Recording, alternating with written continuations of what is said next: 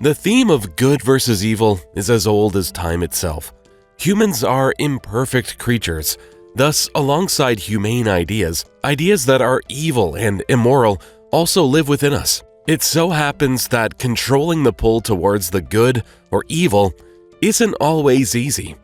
Sometimes people get overcome with instincts and go against all morals. These instincts are often referred to as animal. But as we can often see, human cruelty can be so much worse than that of even the most terrifying animal. Adele was born and raised near a small village. The girl spent the better part of her childhood in a hospital. From a young age, the child suffered from acute asthma attacks. All the medications seemed to be powerless in relieving the nightly coughing and suffocation attacks, and it seemed as if the girl's lungs were just about to give in to the unbearable stress inflicted on the child's body.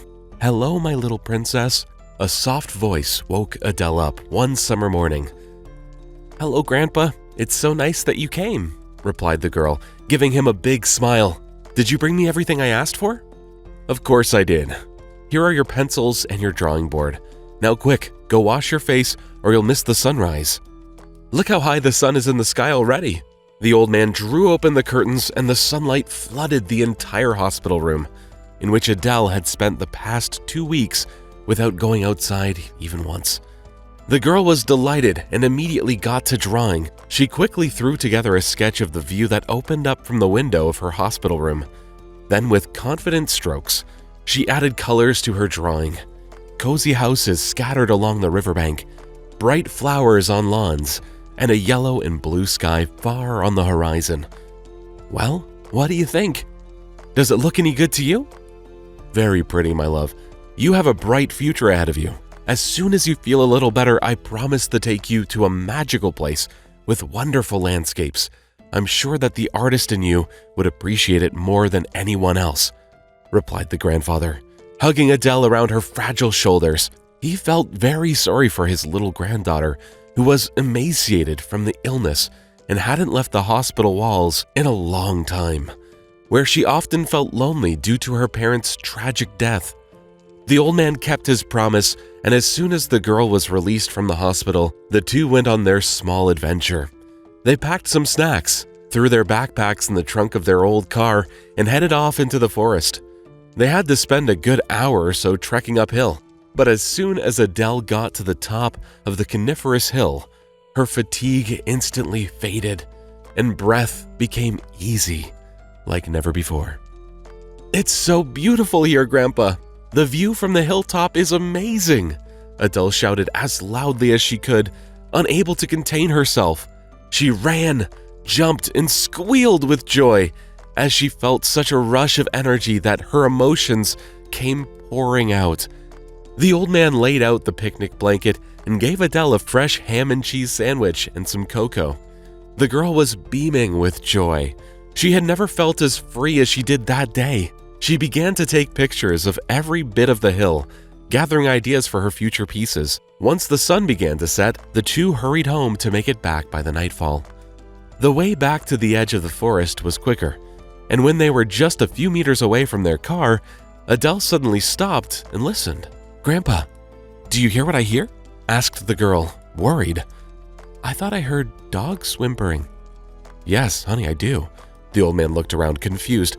"Let's go and check. They must be really close. Maybe someone had brought them to the forest and left them here."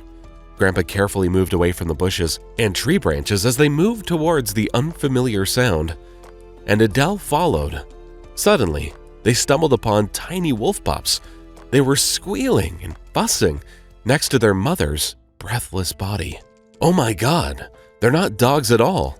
They're real wild animals." The old man scratched his head. "I guess the old wolf mother was shot by poachers, and these guys were left all alone. Grandpa, they need help. They're so hungry and helpless. Let's take them home." Adele picked up two of the tiny furballs, who started licking the girl's hands and wagging their tails, just like dogs do. "Of course we have to help them. Quick, take the pups to the car while I bury their mother. We can't just leave her like this in the middle of the forest." It was already dark outside by the time they finally got home. They laid out a warm blanket for the wolf pups in the garage and fed them milk and bread. They couldn't get to sleep for a long time, as they understood what a huge responsibility they took upon themselves. But at the same time, they couldn't have left the orphan pups to a certain death.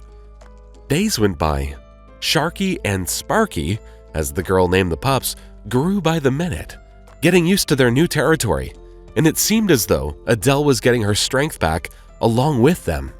Daily walks in the forest, playing outside in the fresh air, positive emotions from spending time with the pups.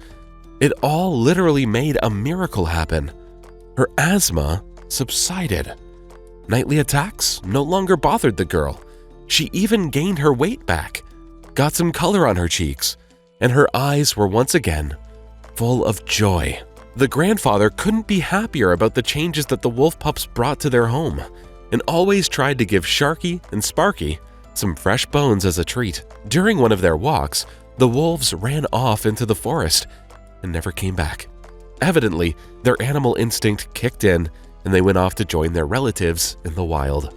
The old man and his granddaughter tried not to grieve. They understood that Sharky and Sparky belonged in the forest, and the neighbors weren't particularly friendly, complaining about the wild animals living nearby. Life went on, and the time came for Adele to begin her studies at the arts college. The young woman dove right into her independent life in the big city. She loved to draw, so she found her studies to be a breeze. Of course, she found time for social life as well as a love life. During her junior year, Adele noticed that she was getting looks from the ladies' man, Dan, and from the calm and shy Eric. They were so different that the young woman initially found it hard to decide whom she liked better. On the one hand, Dan was pretty, and his father was a local judge. He was confident, but occasionally, he acted like a shameless brat, who all the other women pined for. On the other hand, there was Eric, who was kind and had a big heart. But time put everything in its place. Adele found her soulmate in Eric. They always had something to talk about, or to sit in silence about. They took trips to galleries and theaters and spent cozy evenings with friends singing songs to the guitar. It brought the two so close that they soon started dating. Only Dan couldn't come to terms with Adele's choice and the fact that she dared to reject him when everyone else pined for him. He acted importunately and tried to come between the couple all the time. When Adele was planning her 20th birthday party, she pictured a day filled with lots of presents, a big cake, dancing until the morning, and spending time with her loved ones. All her friends gathered at the restaurant and the party was about to start any minute. But Adele's main guest didn't show up. An hour passed, then 2. But Eric's phone was off and he never showed up. The young woman spent the party confused and in tears. All attempts to find Eric over the next few days were futile. It was as if he'd disappeared off the face of the earth.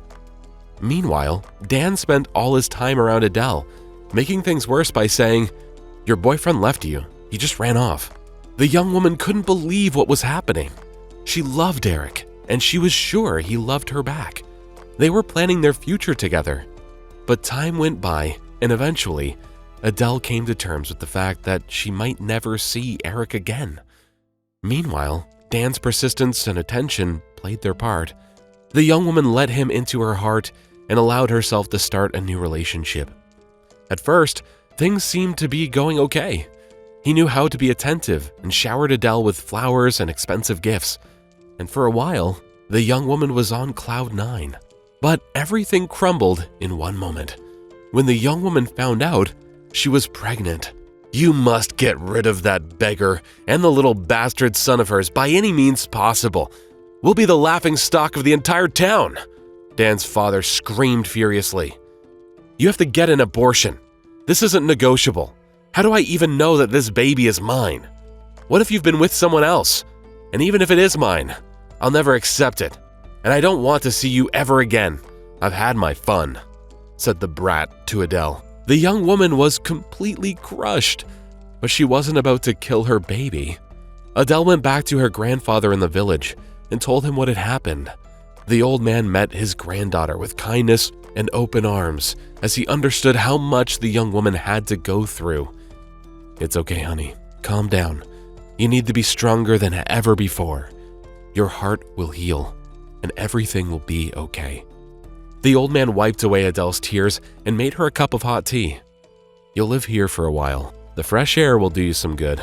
It appeared that Adele's health and the health of her baby wasn't in any danger.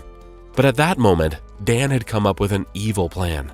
As the scoundrel couldn't allow the baby to be born, he would do whatever it took to get rid of the pregnant woman.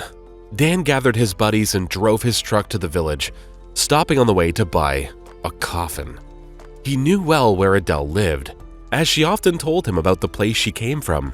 Waiting until the old man stepped out to run some errands, the guys broke into the house, knocked out the young woman, and dragged her body away. They put her in the truck and drove to the nearest forest. They dug a hole in the ground, put the still breathing woman into the coffin, and buried her.